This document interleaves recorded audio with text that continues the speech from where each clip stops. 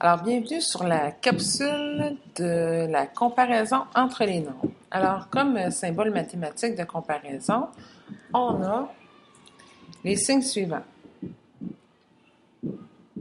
Alors, on a plus petit,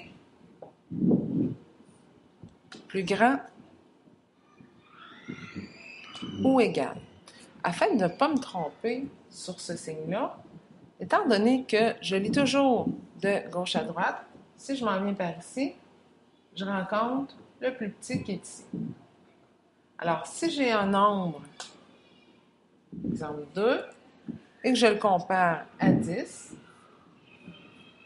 eh bien, la petite pointe va être sur le 2 parce que mon 2 est plus petit.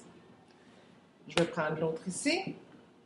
Je vois mes deux grandes pointes. Alors, c'est certain que mes deux grandes pointes vont être vers mon nombre le plus grand.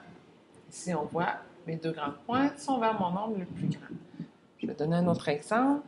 J'ai 14 et j'ai 7. Je vais choisir ce symbole-là, ici, le plus grand, parce que mes ouvertures ici sont plus grandes vers le nombre le plus grand. Ensuite, on a égal, qui propose, bien sûr, une égalité. Alors, si j'ai un calcul, 2 plus 12 est égal à 11 plus 3. Alors, on a une égalité ici, 14 est égal à 14. On peut avoir aussi dans certains problèmes mathématiques, on peut te demander qu'il y ait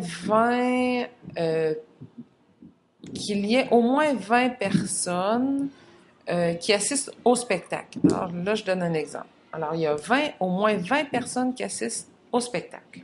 C'est une partie plus difficile. On va effacer tout ça. On va garder nos signes mathématiques. Alors, plus petit, plus grand, égal. Alors, tout à l'heure, je disais au moins 20 personnes. Alors, au moins 20 personnes, ça inclut que ça peut être égal à 20 personnes et ça peut être aussi plus grand que 20 personnes. Je ne mettrai pas ici. Alors, égal à 20.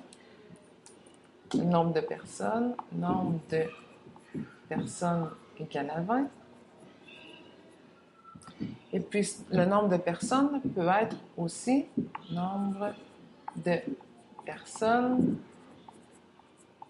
peut être supérieur à 20. Alors ici, on a comme deux signes en même temps. Si je demande... Oups! J'ai une petite chose qui a accroché. Si je te demande 3 personnes et plus.